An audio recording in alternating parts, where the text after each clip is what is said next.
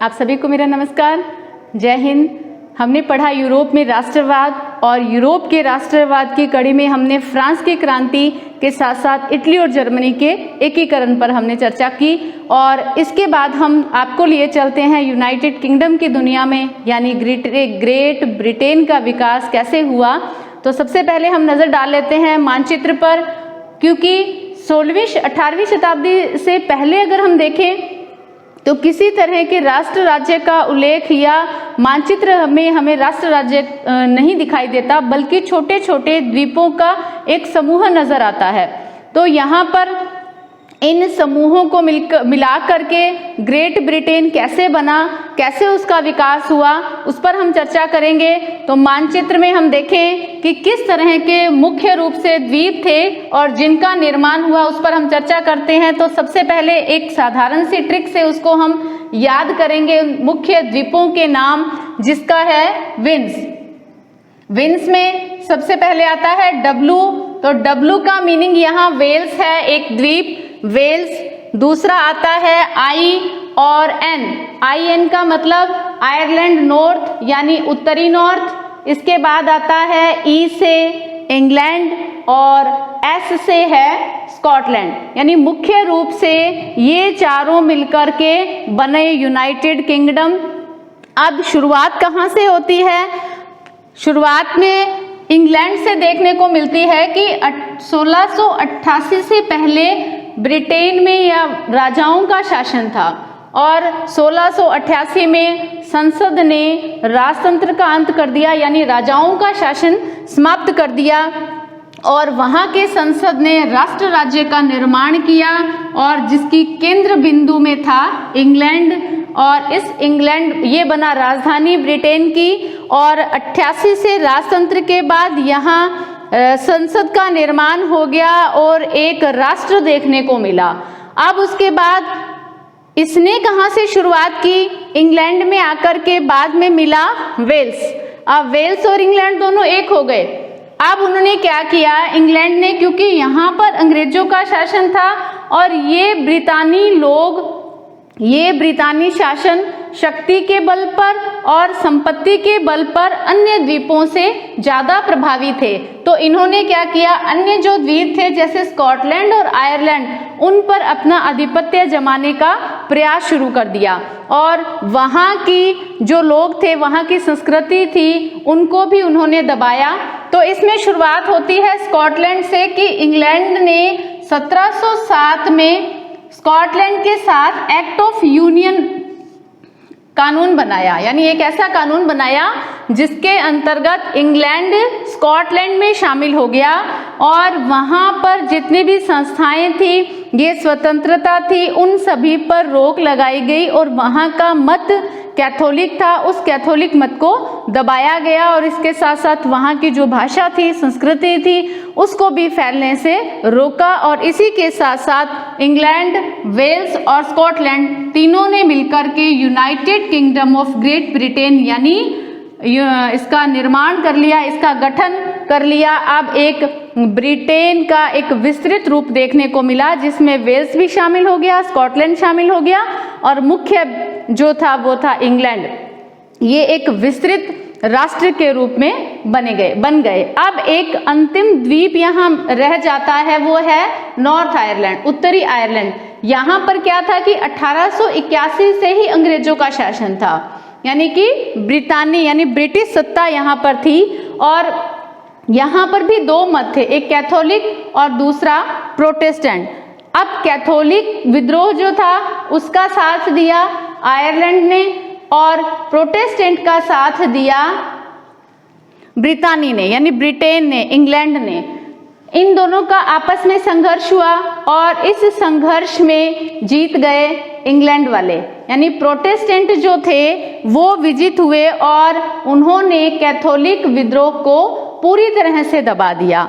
और इसी के साथ साथ नॉर्थ आयरलैंड का विलय कर लिया गया 1801 में इंग्लैंड में, यानी जो वृहद ब्रिटिश बना, जो यूनाइटेड किंगडम बना, उसमें आयरलैंड को भी अब शामिल कर लिया गया।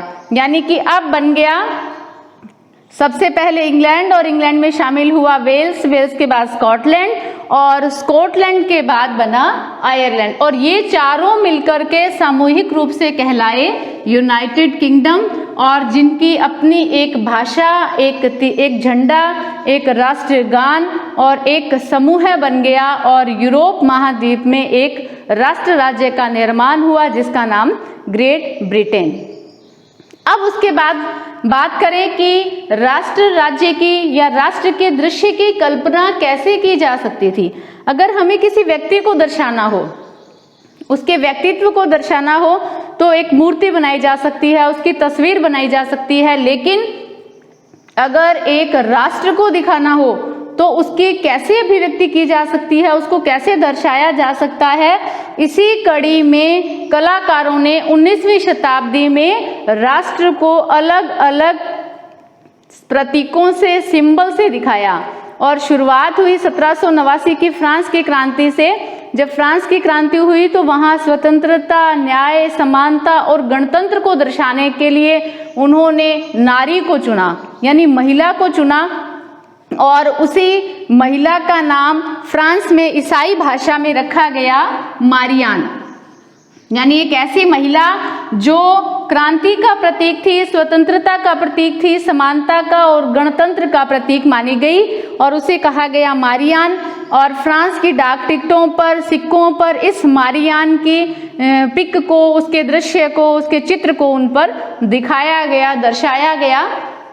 इसी के साथ साथ हमने एक और देखा है कि अगर हमने कभी वहाँ कोर्ट का दृश्य अगर हमने देखा है, न्यायालय का अगर दृश्य हमने देखा है, तो हमने देखा है कि एक महिला जिसकी आंखों पर काले रंग की पट्टी बंधी होती है, हाथ में तराजू होता है, यानी वो सिंबल है न्याय का, वो प्रतीक थी, न्याय का माना गया है।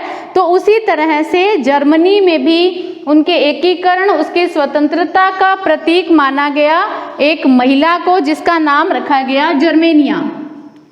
और इस जर्मेनिया नामक महिला ये साधारण महिला थी, कोई विशेष नहीं थी, और जर्मेनिया के सिर पर बलूत के वृक्ष के पत्तों से ताज पहनाया गया, दिखाया गया है। हम देख सकते हैं पिक्चर में कि यहाँ एक महिला ने बलूत के वृक्ष के पत्तों का एक ताज पहना है, क्राउन पहना है। तो ये जो बलूत का पेड़ है वो वीरता का प्रतीक माना गया है, और इसी वीरता को दर्शाने के लिए यहाँ इस महिला का या इस जर्मेनिया को स्वतंत्रता के प्रतीक के रूप में माना गया। तो ये बात हुई राष्ट्र के दृश्य की कल्पना कैसे की गई, किन प्रतीकों के माध्यम से।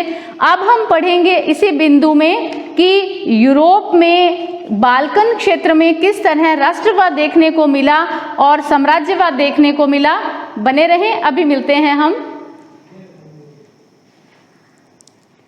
चलिए, तो हम सैर कर रहे थे यूरोप महाद्वीप की। एक बार मानचित्र पर नजर डाल लेते हैं। राष्ट्रवाद और साम्राज्यवाद के बिंदु में हमने पढ़ लिया ये यूरोप महाद्वीप, और हमने चर्चा की यहाँ पर जर्मनी के एकीकरण की, फ्रांस की क्रांति, और इसी के साथ साथ इटली, और हमने पढ़ा यूके, जिसमें चर्चा हमने कर ली। और अब हम पढ़ रहे हैं उन क्षेत्रों के बारे में जो कहलाते हैं बाल्कन क्षेत्र। और ये बाल्कन क्षेत्र हम यहाँ देख सकते हैं मानचित्र पर। ये जो एरिया है ये कहलाता है बाल्कन क्षेत्र, यूरोप महाद्वीप का दक्षिण का हिस्सा। अब इस बाल्कन क्षेत्र के अंतर्गत कौन कौन से क्षेत्र शामिल हैं, जैसे यहाँ नाम आता है रोमानिया, बुल्गारिया, अल्बानिया, यूनान, Macedonia, Croatia, Bosnia, Herzegovina, Serbia, Montenegro और स्लोवेनिया। ये जो सारे क्षेत्र हैं यहाँ आपको मानचित्र में नजर आ रहे हैं, ये क्षेत्र कहलाते हैं बाल्कन क्षेत्र, जो सामूहिक रूप से युगोस्लाविया के नाम से जाने जाते थे। अब यहाँ पर रहने वाली जो जनता थी वो कहलाती थी स्लाव।